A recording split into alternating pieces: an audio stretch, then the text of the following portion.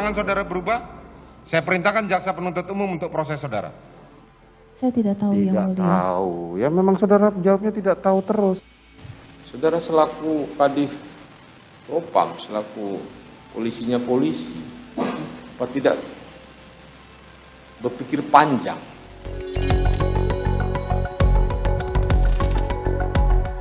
Sidang kasus pembunuhan Brigadir Nofriansyah Yosua Huta Barat digelar secara maraton sejak 18 Oktober 2022. Meski begitu, benang merah tragedi Duren 3 ini tak kunjung terungkap. Para terdakwa hingga saksi, utamanya pihak-pihak yang ada di kubu Verdi Sambo, dinilai masih berupaya menutupi fakta kasus kematian Yosua. Bukan hanya soal motif, kronologi yang disampaikan juga membuat hakim bertanya-tanya, apakah cerita tersebut sungguhan atau hanya fiktif belaka? Inilah rentetan keraguan hakim kepada terdakwa hingga saksi dari kubu Verdi Sambo.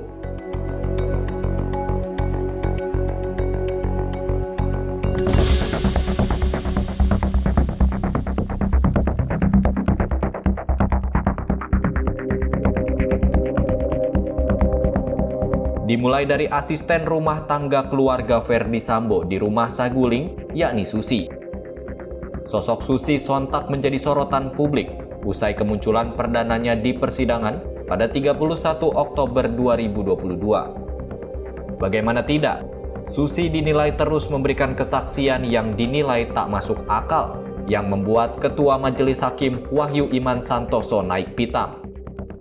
Salah satu kesaksian Susi yang membuat hakim ragu, yakni soal Putri Chandrawati yang dikatakan tergeletak di depan kamar mandi saat berada di lantai 2 rumah Magelang. Menurut pengakuan Susi, ia sempat berteriak minta tolong kepada siapapun untuk membantunya memapah Putri. Namun janggalnya, Susi juga menyebut Kuat Ma'ruf dan Yosua yang ada di lantai 1 justru terlibat perkelahian di waktu yang bersamaan. Kan ketika tadi saya tanya, ketika saudara menemukan saudara Putri tergeletak, saudara berteriak siapapun yang mendengar membantu. Tujuannya membantu untuk apa? Untuk menaikkan ke kasur, bukan? Ke tempat tidur? Ya, untuk memapah ibu. Untuk memapah saudara Putri. Tapi saudara malah bercerita saudara Ricky saudara Joshua saudara Kuat berantem dengan Joshua. Kan lucu, nggak masuk di akal cerita gitu. Orang lagi tergeletak kok malah cerita soal berantem. Bukan hanya itu saja, hakim juga menilai Susi berkali-kali tak konsisten pada keterangannya. Ini terlihat ketika Susi dimintai kesaksian soal seberapa sering Verdi Sambo dan Putri Chandrawati berada di rumah Saguling. Pada awalnya Susi menyebut Sambo jarang tinggal serumah dengan Putri. Namun setelah hakim kembali menanyakan hal serupa, Susi menjawab cukup sering. Alhasil, lantaran kerap mengubah keterangan, Susi pun diancam akan diproses pidana. Seberapa sering saudara Verdi Sambo pindah ke Saguling, tinggal di Saguling? Atau tidak pernah sama sekali? Semenjak Putri Chandrawati pindah? Sering ke Saguling. Sering ke Saguling. Apakah tidur di sana, menginap di sana? Tidur di sana, di Saguling. Tadi saudara bilang tidak sering. Jawaban saudara berubah-ubah. Ada apa? Seberapa sering saudara Verdi Sambo tinggal di Saguling? Nanti kami panggil saksi-saksi lain kalau keterangan saudara berubah. Saya perintahkan jaksa penuntut umum untuk proses saudara. Saya harap ini dihadirkan terus di dalam persidangan ini. Terutama kami mau menggali motifnya ini, pembunuhan ini.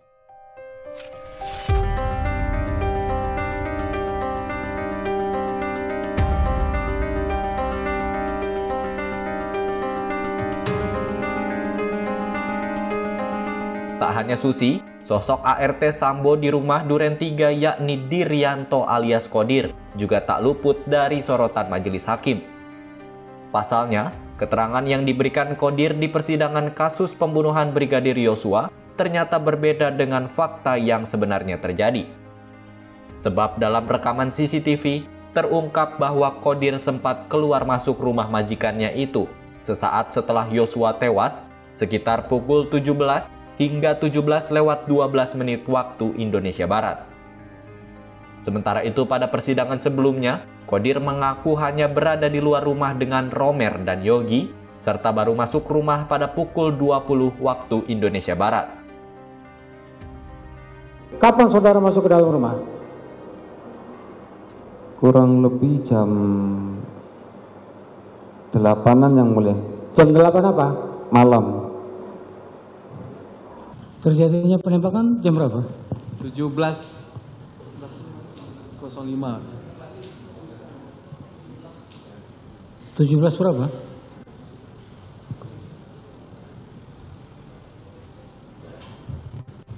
Tuh? Sudah terjadi karena Mak Romer tadi lari itu mendengar suara tembakan tadi, Mas. Nah, itu si Kodir masuk itu. Saya baru waktu memberikan keterangan saksi dia di luar saja. Jam 8 baru dia masuk.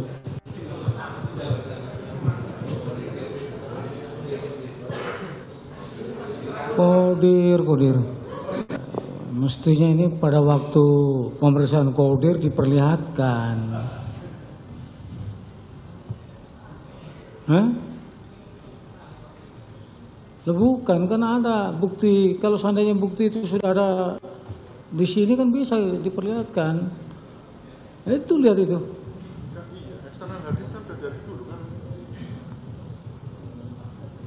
Iya. Bagaimana mau mengelak seperti ini? Tak hanya hakim yang dibuat heran, jaksa penuntut umum juga menaruh curiga kepada Kodir perihal CCTV di rumah Duren 3. Sebab bagaimana bisa, meski sudah 3 bulan berlalu, Kodir masih ingat betul tanggal hingga jam persis CCTV itu rusak ketika diperiksa penyidik pada 10 September 2022. Bukan hanya itu saja, jaksa juga heran mengapa Kodir bisa diberikan akses CCTV yang terhubung ke kamar Putri Chandrawati. Saudara diperiksa tanggal 10 September 2022. Ya? Siap. Kejadian 25 September. Hebat banget. Ingatanmu langsung tanggal 25 September CCTV di rumah Verdi Sambo rusak. Saya aja udah S2 saya ingat lagi kejadian 1 bulan yang lalu. 15 Juni Pak izin. Iya, 15 Juni rusak. Saudara diperiksa 10 September, kan 3 bulan itu. Siap. Nah, 9 kurang 6. SMA juga bisa ngurangkan itu. Yang kedua, kecurigaan jaksa penuntut umum. Bisa-bisanya saudara bisa ke kamar utama karena CCTV yang di ruangan kamar riasnya ibu. Siap. Cobain. Kan nggak masuk akal. Bisa dikasih Verdi Sambo kamar pribadi istrinya sama kamu lihat di CCTV.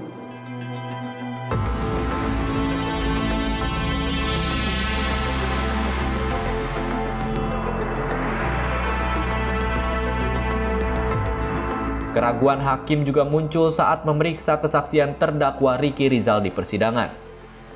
Mantan ajudan Verdi Sambo yang paling senior itu dituding kerap memberikan pernyataan yang berbelit-belit serta berbohong kepada hakim. Salah satu hal yang disoroti, yakni ketika Ricky justru bersikap cuek saat mengetahui Yosua dikejar Kuat Ma'ruf menggunakan pisau di rumah Magelang.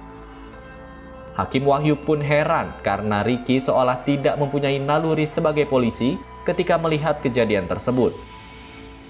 Bukan hanya itu, hakim juga tak habis pikir dengan keterangan Ricky soal transfer uang. Pasalnya, Ricky menolak perintah penembakan dari Sambo, justru menuruti perintah mentransfer uang dari rekening Yosua. Masih disuruh mencuri pun juga saudara lakukan. Siap, saya tidak disuruh membunuh yang mulia. Ya kan tadi itu saudara suruh membunuh tapi saudara tidak mau kan? Menembak. Benar kan? Sekarang tapi disuruh mencuri mau.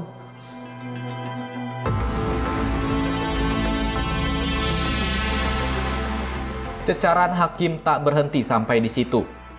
Dalam persidangan, Ricky kembali ditanya hakim terkait peristiwa pembunuhan di Duren 3. Sebab dalam sidang, Ricky mengaku tidak mengetahui soal perintah dari Verdi Sambo kepada Richard Eliezer untuk menembak Yosua.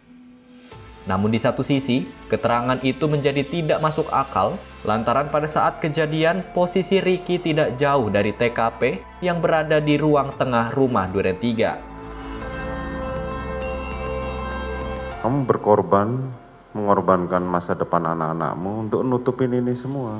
Sampai hari ini kamu masih mencoba nutupin. Seolah-olah saya percaya dengan cerita kamu. Dari tadi saya diemin aja cerita kamu. Saya tahu kapan kamu bohong, kapan enggak. Cerita kamu nggak masuk di akal semua.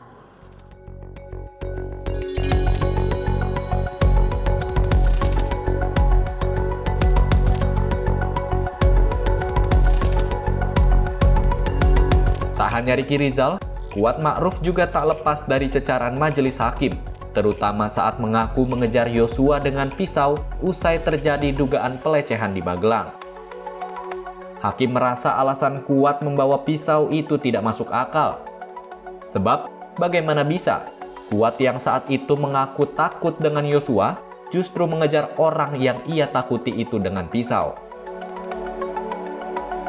Ya kan saudara takut. Kalau saudara takut kan tidak mungkin mengejar. Takut ya otomatis saudara, tapi faktanya saudara mengejar. Ya betul, karena dia lari. Kalau nggak lari nggak saya kejar yang mulia. Iya, berarti saudara berani. Waktu itu berani, karena saya nggak terima lihat ibu ngetak di situ yang mulia. Artinya tidak takut. Iya, kalau lari dia yang mulia. Tak sampai di situ saja, Kuat lagi-lagi membuat hakim kesal lantaran mengaku tidak melihat Verdi Sambo menembak Yosua saat di Duren 3. Padahal sebelumnya, Kuat Ma'ruf menceritakan ia berjalan di belakang Yosua dan kemudian berdiri sejajar dengan Ricky Rizal. Sebentar. Siap. Sebelum nembak tembok, kapan dia nembak Joshua? Saya tidak melihat Bapak menembak Joshua. Inilah bahasa kamu sama, Mariki. Iya kan? Itu tidak yang melihat, tidak tahu, tidak dengar. Begini yang mulia. Kalau posisi jatuhnya Joshua, itu saya cuma ngeliat kakinya kalau dari tempat saya. Karena kan samping tangga. Saudara bilang tadi saudara itu duduk berdiri sejajar. Iya, nggak jauh sama Ricky saya itu. Joshua tadi sudah dipraktekkan di sini oleh saudara Rikar. Iya.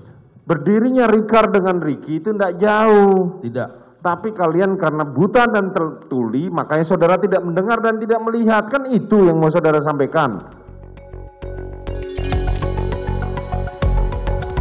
Dalam persidangan, Kuat Ma'ruf juga membuat pengakuan bahwa ia sempat diperintah Sambo untuk selalu berbohong seputar kematian Yosua.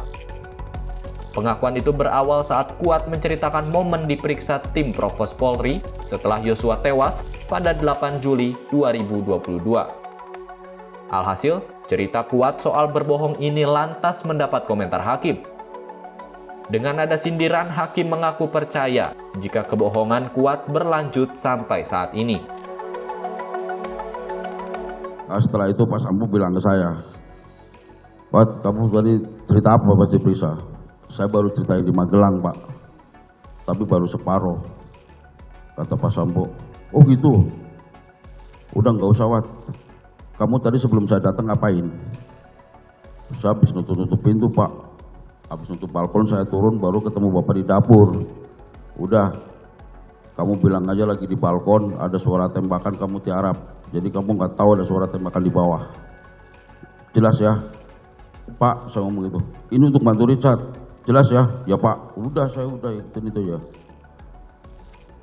Nah, dari situ saya mulai berbohong. Dan berbohong yang konsisten. Kalau ini saya baru percaya kau jujur.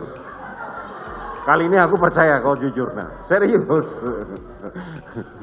Kau mulai kebohongannya dari situ ya kan sampai hari ini kan gitu ya.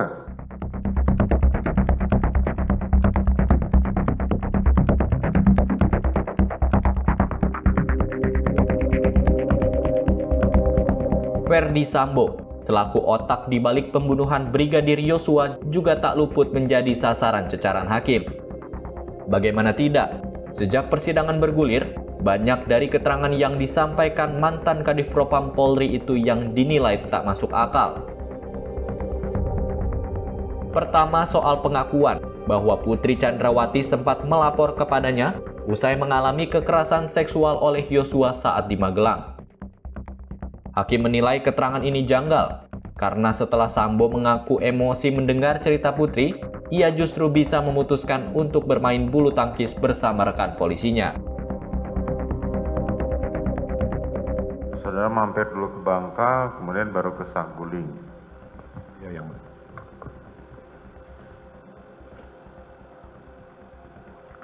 Hanya untuk bulu tangkis itu ya? iya, yang mulia. Karena perlengkapan bulu tangkis ada di rumah Bangka. Ya kan tadi paginya saudara juga mendapat informasi bahwa istri saudara sakit, lemah gitu kan? Tak sampai di situ saja, hakim juga terheran-heran dengan keterangan Sambo yang tak ingin Yosua kehilangan nyawa. Padahal kenyataannya Sambo sendirilah yang memerintahkan anak buahnya untuk menembak Yosua. Keheranan hakim juga berlanjut soal jumlah luka tembakan Yosua yang dinilai tidak linear dengan pengakuan para terdakwa. Saudara ikut nembak nggak? Saya sudah jawab di awal, saya tidak ikut. Tidak ikut nembak. Ini hasil pemeriksaan sementara dari otopsi. Ini ada 7 luka tembak masuk pada tubuh dan 6 luka tembak keluar. Jadi pelurunya keluar. Kalau saudara katakan 5, terus yang 2 siapa yang nembak? Saya tidak tahu. Apakah ada orang lain nembak?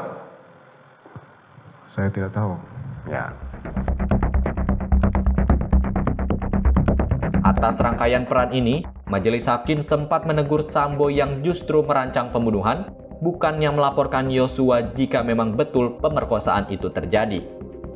Apalagi menurut hakim, Verdi Sambo merupakan aparat penegak hukum yang memegang jabatan strategis di Polri, yakni Kepala Divisi Profesi dan Pengamanan.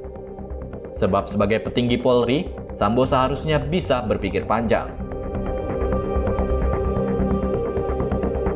Saudara mempunyai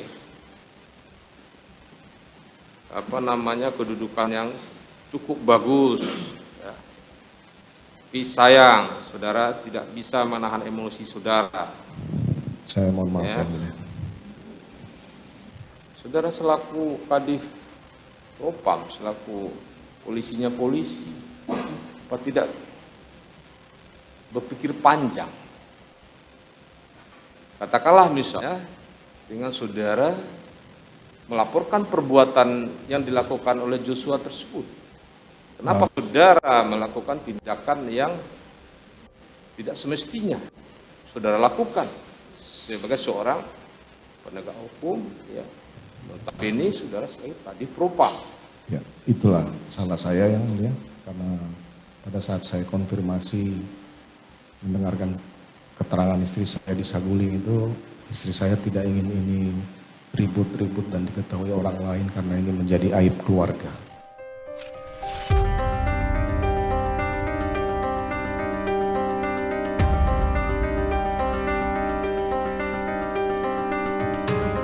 Keraguan hakim kemudian berlanjut ke Putri Chandrawati.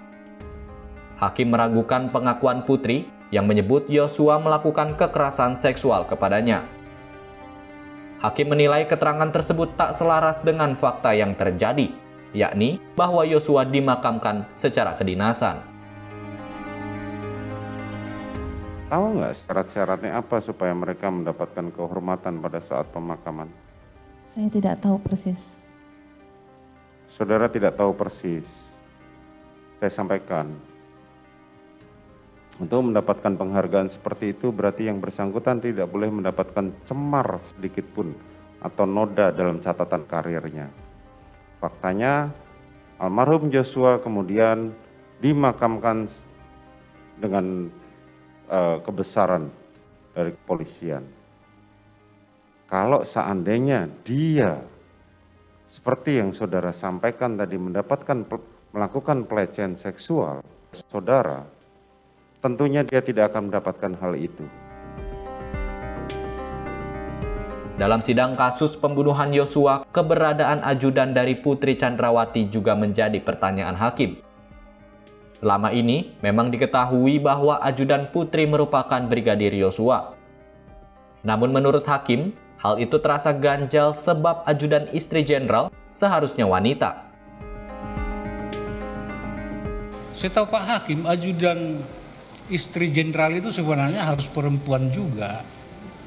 Nah, harus perempuan itu. Di militer begitu, entahlah di kepolisian. Ajudan istri jenderal jadi laki-laki. Memang bisa begitu. Ada ajudan PC yang ini, yang perempuan enggak? Enggak ada, Mulia. Laki-laki semua? Laki-laki semua. Di berondong sederet pertanyaan hakim, Putri Chandrawati justru banyak main aman. Putri kerap kali menjawab lupa dan tidak tahu, sehingga membuat hakim heran. Mungkin saya lupa. Mungkin saudara lupa. Siapa saja yang ikut isoman pada saat itu? Waktu saya mau isoman, saya hanya minta tolong Dek Riki untuk mengantarkan saya ke 46. Saya tidak perhatikan lagi.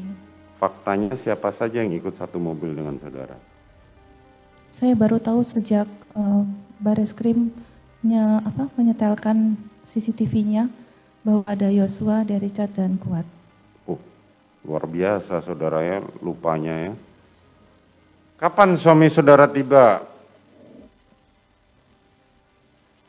Saya tidak tahu suami saya tiba.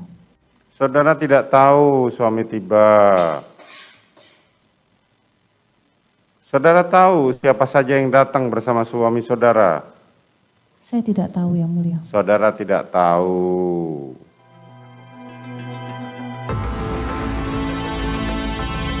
Keterangan yang digali dari para terdakwa hingga saksi bagaikan puzzle yang masih berhamburan. Akankah potongan demi potongan puzzle itu tersusun hingga membuat majelis hakim menjatuhkan vonis yang adil bagi para terdakwa atas kematian Yosua? Ataukah kian menghamburkan fakta yang sebenarnya dari kasus ini? Kita tunggu saja.